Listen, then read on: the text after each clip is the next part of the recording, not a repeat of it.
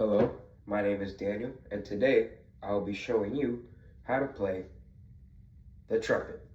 Now, I have been playing the trumpet since about sixth grade. Now I'm about 20 years old, my junior year of college, so it's been a long time. But it's something I picked up, and along not just the trumpet but music in general has been a very big part of my life, as I'm sure as for a lot of you guys.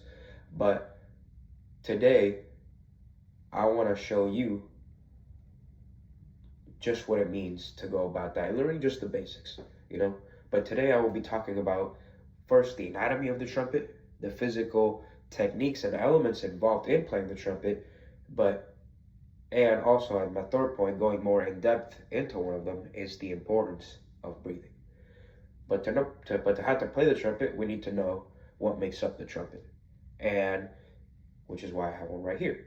But of course, here we have, well, what would go here usually is a mouthpiece, which I do not have right now. But essentially, it would pretty much look exactly like this. Just a big tube, which is where we blow our air into. Then we have the main things you want to focus on, which is the valves, which we push down and come up, down and come up, down, come up. And then depending on whichever note you want to play, you press down a different configuration. And then that's a whole different video we could talk about that I could go on for minutes, and then I spent years playing.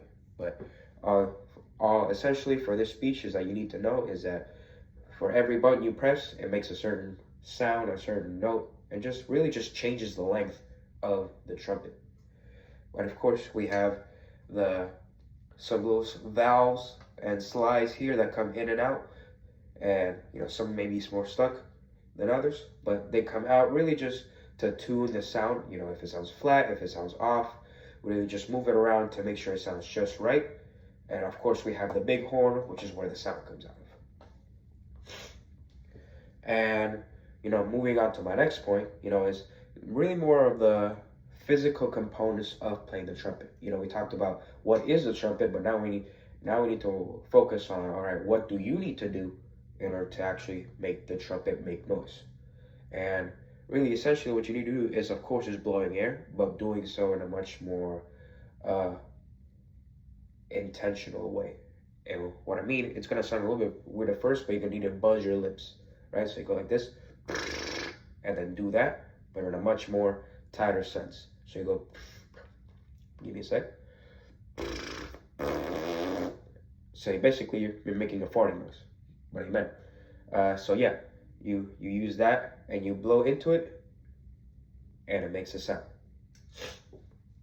But which brings me right into my next point, which the main thing that produces sound is your air, which brings me back to the importance of breathing.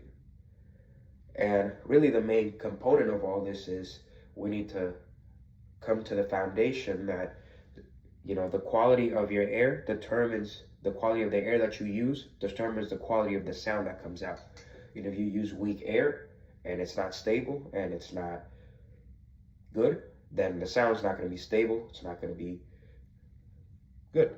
So the quality of your air and make sure it's consistent is important. And depending on whether you use fast air, slow air, cold air, hot air, it all comes together to make sure that the sound makes the trumpet makes the specific sound you want it to.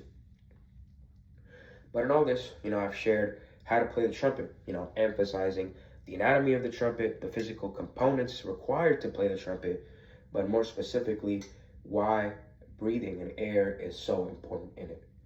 And with all this, you should know a very, very basic understanding of how to play the trumpet. And now it's your turn to take all this and become the next Louis Armstrong. But thank you for listening.